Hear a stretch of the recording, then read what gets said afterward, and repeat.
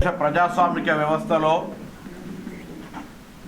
నియంతృత్వానికి తావు లేదని మరొకసారి దేశ ప్రజాస్వామిక వ్యవస్థలో అత్యున్నతమైనటువంటి వేదిక లోక్సభలో నిరూపమైంది.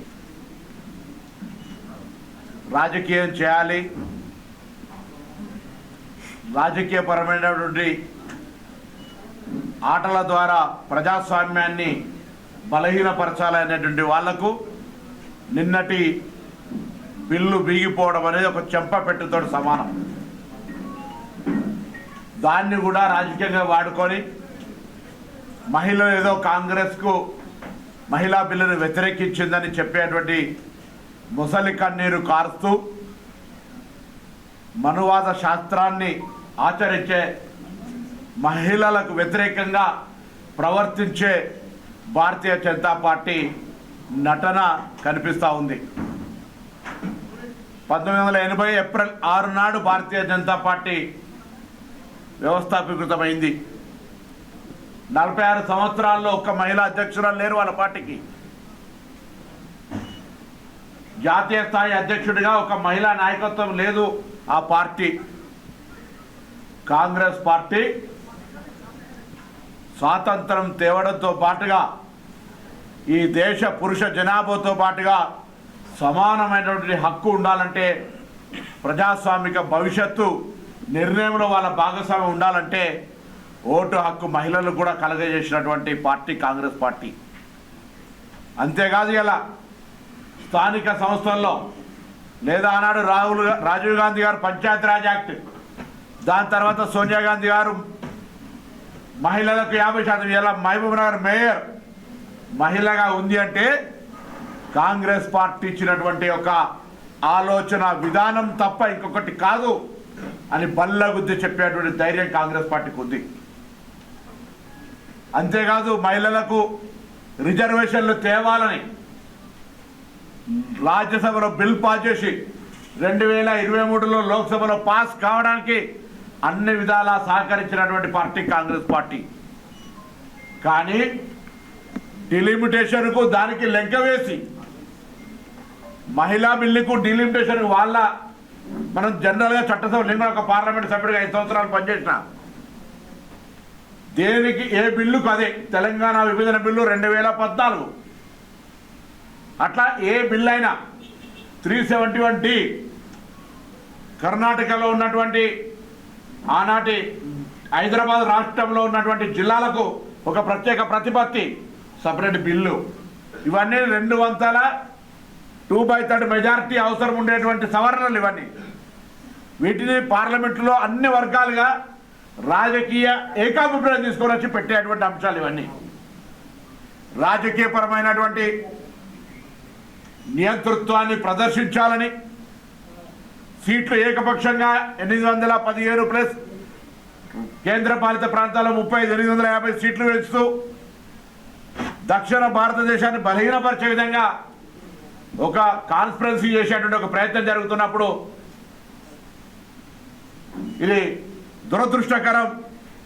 దానికి సంబంధించిన ఆ విధంగా పార్లమెంటులో చట్టాన్ని ప్రవేశపెట్టి దానికి అనుగుణంగా మళ్ళీ ఏదో మహిళల బిల్లును జోడించి ఇవాళ దేశవ్యాప్తంగా మహిళలకు ఏదో మోసం చేసిన మా స్థానిక పార్లమెంట్ సభ్యులు గారు కూడా నిన్న టీవీలో ఇంటర్వ్యూ చూస్తే ఆ తల్లి మంత్రి అయినా పార్లమెంట్ సభ్యులైనా కాంగ్రెస్ పార్టీ నాయకత్వం అంత ఎదగడానికి కారణమైనటువంటి మహిళా నాయకులు ఎదగడానికి కాంగ్రెస్ పార్టీ కారణం. నేనే వ్యక్తిగతంగా వారికి ఇష్టపడతలేదు. కాంగ్రెస్ పార్టీ మహిళల పట్ల ఉన్నటువంటి సాధికారికత, అభివృద్ధికి సంబంధించినటువంటి నిర్ణయాలు మా పార్టీల, నేను చెప్తే 46 ఏళ్ళ పార్టీకి అధ్యక్షులు లేడు, మా పార్టీల తరాలుగా అధ్యక్షురాళ్ళు మహిళలు ఉన్నటువంటి పార్టీ, ప్రధానమంత్రులు మహిళలు ఉన్నటువంటి పార్టీ, లోక్సభ స్పీకర్ మీరా కుమారి గారు ఉన్నటువంటి మహిళలు ఇచ్చినటువంటి పార్టీ, అనేక రాష్ట్రాల ముఖ్యమంత్రులు, గవర్నర్లు, ఇది కాంగ్రెస్ పార్టీ చరిత్రలో మహిళలకు అత్యంత ప్రాధాన్యత ఇచ్చిన పార్టీ. మహిళా రిజర్వేషన్లు వ్యతిరేకం చేస్తుందా? స్థానిక సంస్థలు 50% ఇచ్చిన పార్టీ ఇయ్యాలని అడుగుతాను. రాహుల్ గాంధీ గారు ఒకటే మాట చెప్తా ఉన్నారు, మా డిమాండ్లు 2. ఇప్పుడున్న 543 సీట్లలో ఆల్రెడీ ఆమోదం పొందినటువంటి మహిళా బిల్లు ప్రకారంగా రిజర్వేషన్లు వచ్చే ఎన్నికల్లో అమలయ్యేటట్టుగా బిల్లు పెట్టండి, బేషరతుగా సపోర్ట్ చేస్తాం. Number 1 demand. నెంబర్ 2, మారుతున్న కాలానికి అనుగుణంగా కోటా, మహిళా కోటాలో sub quota SC ST BC ఉండాలి. అందరూ కూడా ప్రజాస్వామిక హక్కులో భాగస్వామ్యం కావాలి, మహిళల్లో కూడా ఉద్యోగంగా ఉండాలి అనేటువంటిది కాంగ్రెస్ పార్టీ స్టాండ్, ఇండియా కూటమి స్టాండ్. ఇది వదిలిపెట్టి అధికార మదం ఉందని, సంఖ్యా బలం ఉందని బిల్లును బుల్డోజ్ చేయాలని నేను ఒక బెంగాల్ లేడీ ఎంపీ మాట్లాడుతూ ఉంటుంటే అంటే వినడానికి చాలా నరేంద్ర మోడీ గారి ముఖం ఇట్లా పేలిపోయినది. మాట్లాడుతూ ఉంది, అలా ప్రజల మీద బుల్డోజర్లు వచ్చారు, ఓట్లు తీసేస్తారు, పార్లమెంట్లో మాట్లాడడానికి అవకాశం ఇచ్చి మాట్లాడుతుంటే ఇక్కడ కూడా బుల్డోజ్ చేస్తారు. పార్లమెంటు డెమోక్రసీకి వేదిక, ఈ దేశ ప్రజాస్వామ్యంలో అత్యున్నతమైనటువంటి ఫోరం ఏదైనా ఉంటుంటే పార్లమెంట్ మెంబర్గా గెలిచినప్పుడు మనకు లోక్సభ మెంబర్ అని ఇయ్యరు, పీపుల్స్ హౌస్ రిప్రజెంటేటివ్ అని ఇస్తారు పత్రం. అటువంటి పీపుల్స్ హౌస్లో కూడా ప్రజాస్వామ్యాన్ని కాలరాసే విధంగా సంఖ్యాబలంతో దాని యొక్క చట్టాన్ని చేసే ప్రయత్నం చేస్తే ది గ్రేట్ ఆల్ ఇండియా కూటమి ఎంపీస్ కంగ్రాచులేషన్ చెప్తాను. ఇలా అన్డెమోక్రటిక్ను నడవనీయం, ప్రజాస్వామ్యానికి వేదిక ఇదని నిన్న బిల్లు విగిపోయింది. మహిళలకు సంబంధించి మొసలి కన్నీరు గారుస్తూ మహిళల పేరు మీద రిజర్వేషన్కు సంబంధించి నేరుగా ఇప్పుడున్నటువంటి స్థానాలతో బిల్లు పాస్ చేసుకునే అవకాశం ఉన్నా డిలిమిటేషన్ పాస్ కాదు, 2/3 మెజార్టీ లేదు అని తెలిసి కూడా దానికి దీన్ని లెక్క చేసినారు. అనేక బిల్లులు ఇండివిజువల్గానే బిల్లులు పాస్ అవుతాయి, ఇండివిజువల్గానే బిల్లులు ప్రవేశపెడతారు, ఇండివిజువల్గానే బిల్లుల చర్చ జరుగుతాయి.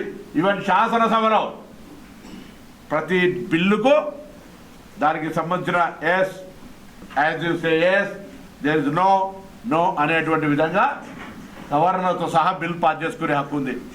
కానీ ఈరోజు తప్పకుండా ఈరోజు ప్రజాస్వామ్యంలో